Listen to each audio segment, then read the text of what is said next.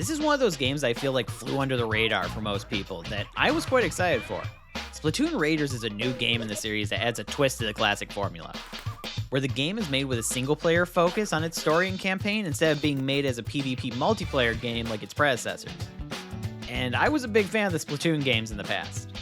The original game for the Wii U might be one of the games I played the most on that console, so I've been a fan of the series from the beginning. And while I did play Splatoon 2 when it came on the Nintendo Switch, I never really got into Splatoon 3 as much. It just didn't look different enough from the previous entries in the series to grab my attention. But Splatoon Raiders bringing the gameplay I liked but with a single player focus? Now that's an interesting enough new premise to get my attention.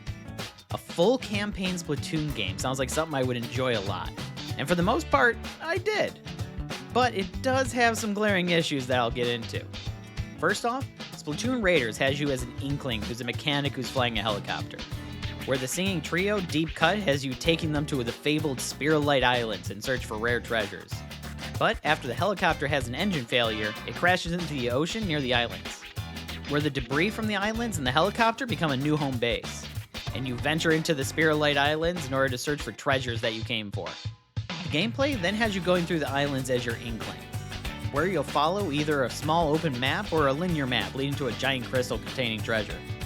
Along the way, you'll take on hordes of salmonids, who are salmon people who live on these islands, with them obviously not being very happy to see you. They will attack, and you'll need to take them out in order to get to their treasure. And there's a couple different game missions that you can run into.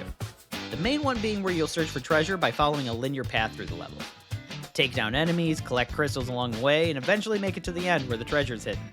Then there's raids, where you'll take on a horde of enemies that are constantly coming at you. As you defeat them, you'll collect power eggs that they drop. And when you collect enough, you'll get the treasure that they were keeping. Or on larger raids, you'll keep going to the next level of the raid and rinse repeat until you make it to the boss stage, which when defeated will give you a high value treasure, with these different mission types being scattered across the map and denoted with different icons. As you complete them, the map opens up more and you can do more missions. And the more missions you do, the better equipment you have the chance to find. And the more you can upgrade your Inkling and gear, which gives the game a very looter-shooter vibe, where you'll continually do missions to earn better equipment, which is one of the parts of the game I liked a lot.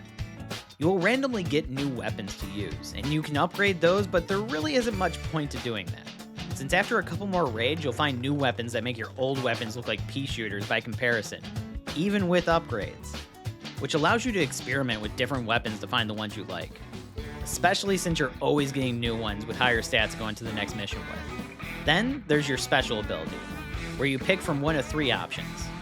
And I'll be honest, I don't know how 2 of those options really work because I started with the little ink turret, and I just stuck with it for the rest of the game. But I don't appear to be the only one, because every time I jump in a lobby with other people to get some help in one of the raids I was having trouble with, they would also be using the turret. I don't know if it's a coincidence or if the turret is really the best of the abilities, but it is something I noticed. But with your special ability, you have a little preset timer that you can use it. And for the turret ability, it'll throw out this little turret that'll shoot at enemies that are nearby. And you can also upgrade these abilities with different tinkering items. So this way, you can customize it quite a bit to your liking. But back to the lobbies that I talked about a moment ago. That's another cool aspect of this game. You can call for help from other players to get you through raids you're having trouble with, which is great for someone like me who doesn't know anybody else who picked up Splatoon Raiders. And comes in handy to get that extra help to take on the raids that I'm just a little bit too underpowered for.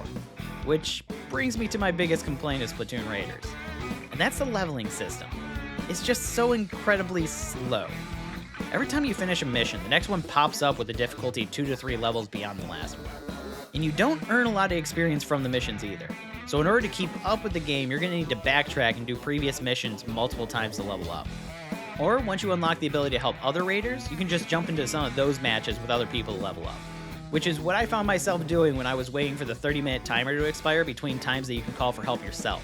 Which feels kind of like a giant brick wall of progress that you hit in this game. Which I know some people who love the looter-shooter genre will love this, going back and playing the game missions over and over in order to get better gear and level up. But for me, this isn't so much of a fun aspect. And it's one mechanic in games I always find incredibly boring. I want to move on. I don't want to repeat the same mission or battle multiple times. It's usually why I don't play many RPG games, because it starts to get a little tedious. And that's what it got to in Splatoon Raiders for me.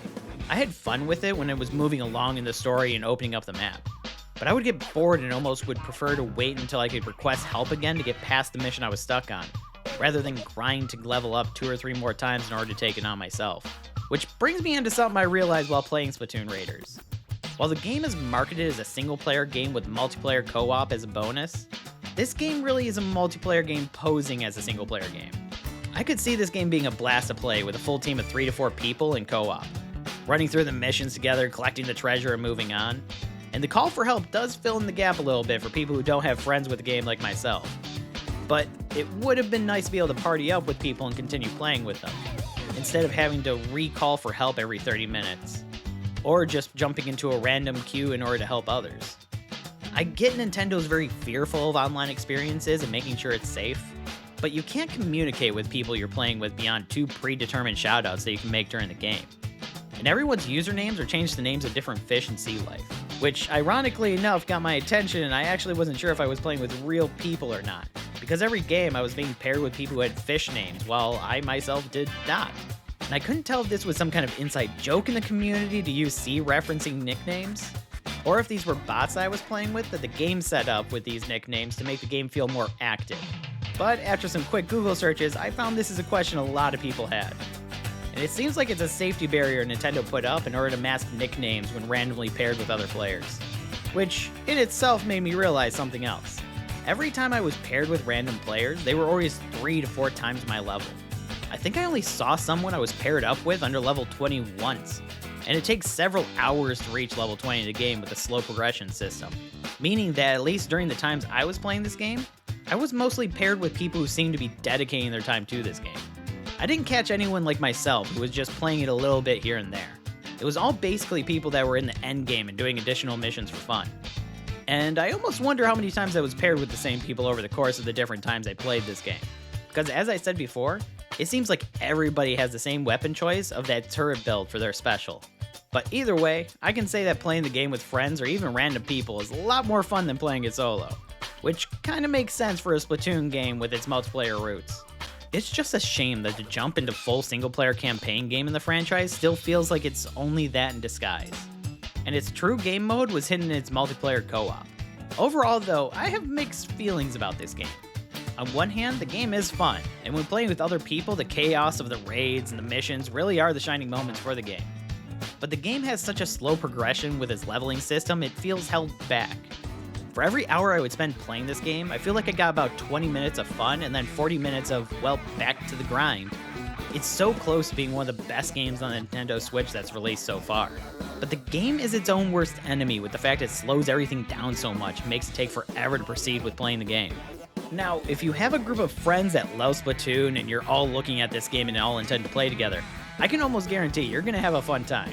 But if you're playing it solo or taking this on the go with the Switch, I'm sad to say the game is not going to be what you expect. Or at least it wasn't for me.